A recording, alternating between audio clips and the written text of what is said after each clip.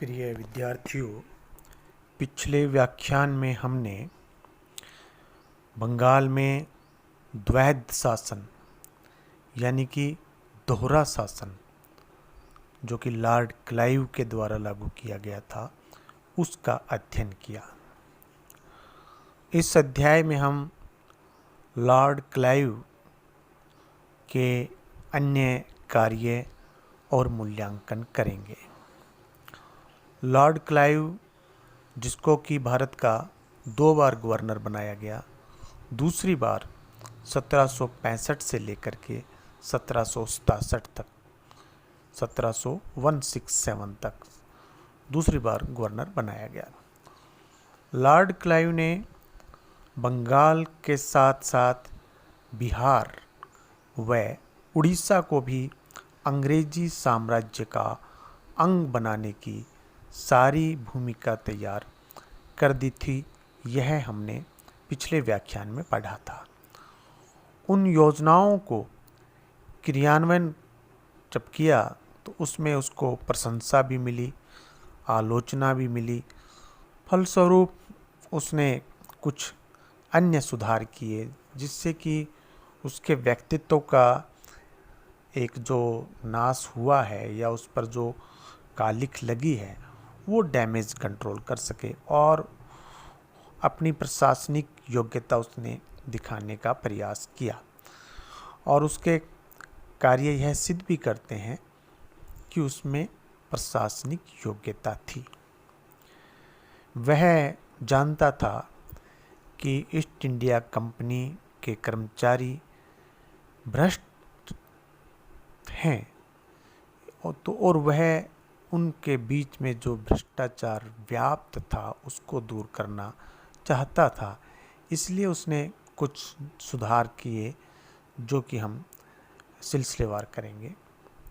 पहला सुधार क्लाइव ने कंपनी के कर्मचारियों में व्याप्त भ्रष्टाचार को दूर करने की नीयत से उन्हें उपहार लेने से रोका। यानी अब वो गिफ्ट नहीं ले सकेंगे, क्योंकि यह गिफ्ट होता तो असल में एक उनको दी जाने वाली रिश्वत थी, लेकिन उसको वो गिफ्ट का नाम दे देते थे। तो इसलिए क्लाइव ने क्या किया, उनको भी आप गिफ्ट नहीं ले सकेंगे। दूसरा सुधार क्लाइव ने किया कि कंपनी के कर्मचारी जो निजी व्यापार करते थे उस व्यापार को रोक दिया। अब उनके निजी व्यापार से कंपनी को नुकसान भी था और भी अन्य प्रशासनिक परेशानियां थीं। तो क्लाइव ने कर्मचारियों के लिए यह प्रावधान कर दिया कि वो निजी व्यापार नहीं करेंगे। तीसरा, उच्च अधिकारियों के नुकसान की पूर्ति के लिए, अब जब निजी व्यापार बंद कर दिया है तो जो बड़े अधिकारी हैं उनको नुकसान हो रहा है, तो उनको नुकसान की पूर्ति के उद्देश्य से उसने सोसाइटी ऑफ ट्रेडर्स यानी व्यापार, वो उसने स्थापना की जिससे कि उनके नुकसान की भरपाई हो सके। और सोसाइटी ऑफ ट्रेडर्स जो है वो जो व्यापार करेगी उसमें उनको हिस्सा मिल जाएगा। अगला प्रावधान जो किया क्लाइव ने सेना का पुनर्गठन किया। सेना में जो भी कमियां थीं उनको दूर किया और पुनर्गठन करके उसने 3 जगह सेना के केंद्र बना दिए, मुंगेर, बांकीपुर और पटना, और तीनों स्थान पर एक एक ब्रिगेडियर नियुक्त कर दिया। इस प्रकार से सेना अब 3 केंद्रों पर थी। अगला जो सुधार क्लाइव ने किया, सैनिकों में व्याप्त भ्रष्टाचार को दूर करने की नीयत से उनका डबल भत्ता बंद कर दिया। सेना में क्या था कि सैनिकों को दोहरा भत्ता दिया जाता था, वो क्लाइव ने बंद कर दिया और जिन सैनिकों ने इसका विरोध किया उनका विरोध सख्ती से दबा दिया गया।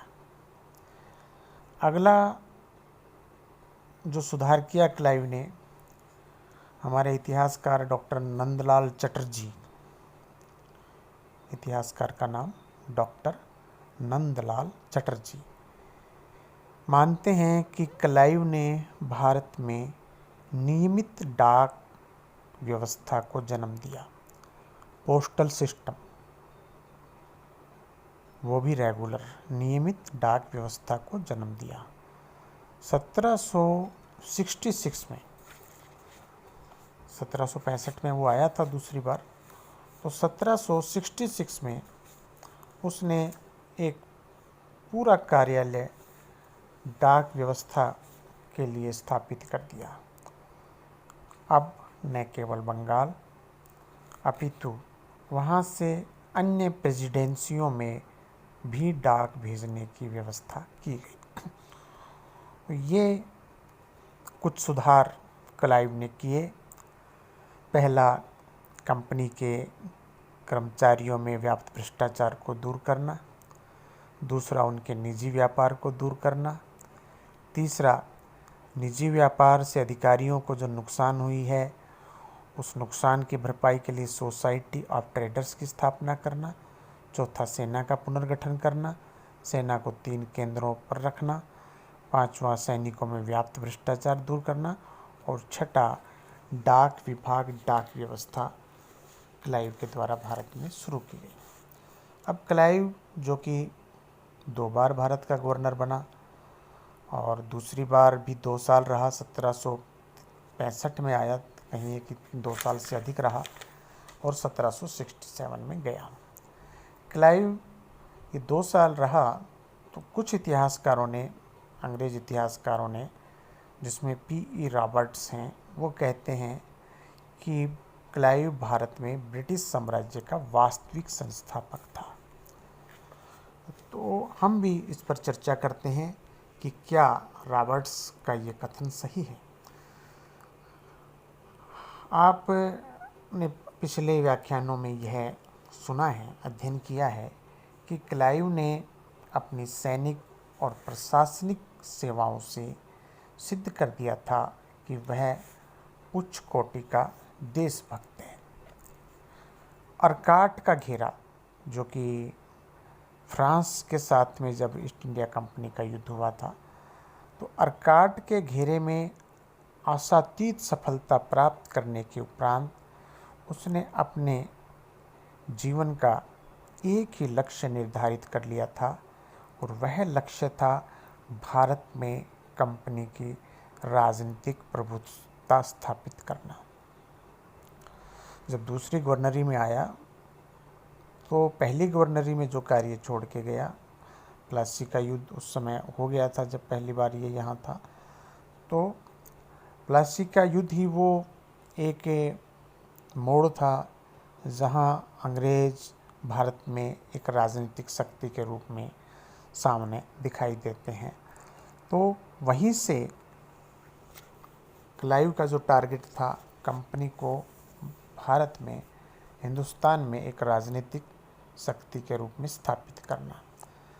प्लासी का युद्ध उसने इसी नीयत से लड़ा था, और इलाहाबाद की संधि से उसके इस इलाहाबाद की संधि, जब ये दूसरे कार्यकाल में जब गवर्नर के रूप में आता है, इलाहाबाद की संधि उसके इस लक्ष्य को सफलता से प्राप्त करने के लिए एक बड़ा कदम था।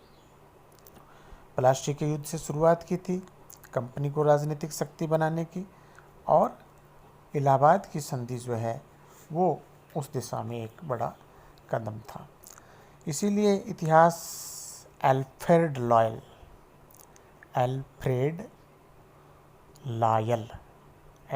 लायल इतिहासकार का नाम है, वो रॉबर्ट्स की इस धारणा का समर्थन करते हैं और लिखते हैं कि अंग्रेज लोग भारत में ब्रिटिश साम्राज्य की नींव के लिए अन्य व्यक्तियों से अधिक इसी ऊंची उत्तेजना वाले साहसी तथा अजेय व्यक्ति क्लाइव के ऋणी हैं।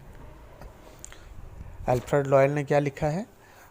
अंग्रेज लोग भारत में ब्रिटिश साम्राज्य की नींव के लिए अन्य व्यक्तियों से अधिक इसी ऊंची उत्तेजना वाले साहसी और अजेय व्यक्ति क्लाइव के ऋणी हैं। तो ये इन्होंने समर्थन किया है। अब हम थोड़ा सा और विस्तार से अध्ययन करते हैं कि बिंदुवार कि क्या ये बात सही है। तो पहला तो हम देखते हैं कि जो अर्काट का 53 दिन का जो घेरा चला था, उसमें यदि हम क्लाइव के कार्य का मूल्यांकन करें तो वो अंग्रेज़ों को इस जाल से मुक्त करने का जो 53 दिन का जो घेरा चला वो एक बड़ा घेरा था, और फ्रांसिस सेनानायक डुप्ले ने ये घेरा जो है फैलाया था। लेकिन क्लाइव ने इस घेरे को तोड़ने में सफलता प्राप्त की और कर्नाटक के दूसरे युद्ध में क्लाइव को सफलता मिली। यदि क्लाइव कर्नाटक के दूसरे युद्ध में सफलता प्राप्त नहीं करता तो अंग्रेज़ों को भारत से जाना पड़ सकता था। बहुत संभावना थी इस बात की। तो वहाँ जो अंग्रेज़ अर्काट के बाद जो एक शक्ति बन करके निकले, और बाद में फिर ये कंपनी, एक ईस्ट इंडिया कंपनी एक राजनीतिक कंपनी बन गई, एक राजनीतिक शक्ति बन गई, और बाद में हिंदुस्तान पर 1947 तक शासन करते रहे। यदि अर्काट में ईस्ट इंडिया कंपनी हार जाती फ्रांस के सेनानायक डुप्ले से, तो ये स्थिति अलग हो सकती थी। इतिहास में हम जो इंग्लैंड का अध्ययन कर रहे हैं, हो सकता है फिर भारतीय संदर्भ में उस फ्रांस का हम अध्ययन कर रहे होते। अगला जो हम बात करना चाहते हैं बिंदुवार, मीर जाफर के साथ षड्यंत्र रचकर बंगाल के नवाब को प्लासी के युद्ध में परास्त कर बंगाल में कंपनी की राजनीतिक प्रभुता स्थापित करने वाला क्लाइव ही था। ये बात हम पहले भी कर चुके हैं। अभी भी जब हम क्लाइव को, जब रॉबर्ट के बाद का हम यदि मूल्यांकन करना चाह रहे हैं तो बिंदुवार तो अर्काट की जो उसकी सफलता थी, दूसरा उसकी प्लासी के युद्ध में जो सफलता थी, तीसरा हिंदुस्तान के नवाब शाह आलम से बंगाल, बिहार, उड़ीसा की दीवानी प्राप्त कर ली, तथा जो अल्पवयस्क नवाब था बंगाल का निज़ामुद्दौला, उससे निजामत प्राप्त कर ली। इस प्रकार से दीवानी और फौजदारी दोनों चीज़ें प्राप्त करके वास्तविक और जो उसने शक्ति है वो अपने हाथों में केंद्रित कर ली। अब बाद में उसका क्रियान्वयन उसने किस प्रकार किया दोहरे शासन की व्यवस्था से, वो उसकी एक प्रशासनिक कला है। इस प्रकार क्लाइव के दूसरे काल को अधिक महत्वपूर्ण हमें मानना होगा। एक इतिहासकार जिनका नाम है स्टैनहोप, इतिहासकार का नाम है स्टैनहोप, वो भी लिखते हैं कि क्लाइव का दूसरा नायकत्व काल उसके पहले काल से कम महत्वपूर्ण नहीं था। उसने अपने देश और अपनी सरकार के लिए बहुत साहसिक और महान सेवाएं अर्जित की, ये इतिहासकारों का मानना है। हम जब मूल्यांकन कर रहे हैं तो मैं एक भारतीय इतिहासकार डॉक्टर ईश्वरी प्रसाद का कोटेशन भी मैं आपको बताता हूँ। क्लाइव के लिए जो लिखा है, उसे फ्रांसीसियों से अंग्रेज़ों को बचाने तथा उनके भाग्य का निर्माता बताया है। क्लाइव को उसने क्या कहा है कि उसने फ्रांसीसियों से अंग्रेज़ों को बचाया और ईस्ट इंडिया कंपनी के भाग्य का निर्माता बताया। यह वह लिखते हैं डॉक्टर ईश्वरी प्रसाद, यह लॉर्ड क्लाइव ही था जिसने एक व्यापारिक कंपनी को राजनीतिक सत्ता में परिणत किया। यह वही था जिसने कि उसके साम्राज्य की भारत में शुरुआत की। तो कंपनी को भारत में जो एक राजनीतिक शक्ति बनाने का जो श्रेय है वो क्लाइव को है। इसीलिए हमारे भारतीय इतिहासकार श्री राम शर्मा लिखते हैं कि बंगाल तथा कर्नाटक में विजय प्राप्त कर क्लाइव ने भारत में ब्रिटिश साम्राज्य की स्थापना की। ये एक स्टेटमेंट में क्लाइव के बारे में और आपको बताना चाहूँगा जो बहुत महत्वपूर्ण है। वो इतिहासकार बर्क बर्क ने लिखा है कि क्लाइव लाइड ने एक महान नींव का निर्माण किया। उसने ऐसे पानी को पार किया जिसके तल का पता नहीं था। वह अपने उत्तराधिकारियों के लिए एक ऐसा पुल छोड़ गया जिस पर लंगड़े और अंधे भी चल सकते थे। बहुत महत्वपूर्ण स्टेटमेंट है ये इतिहासकार बर्क का कि लॉर्ड क्लाइव ने एक महान नींव का निर्माण किया। उसने ऐसे पानी को पार किया जिसके तल का पता नहीं था। वह अपने उत्तराधिकारियों के लिए ऐसा पुल छोड़ गया जिस पर लंगड़े और अंधे भी चल सकते थे।